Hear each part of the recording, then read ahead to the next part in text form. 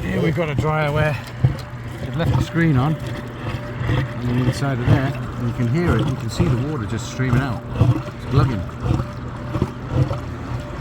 Screens on a dryer vent should not be used.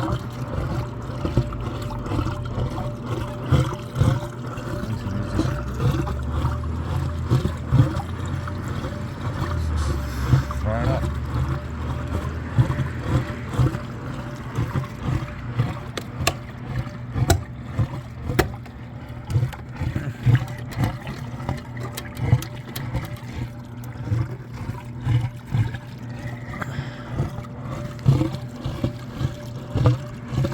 It's the first for this one. What's this?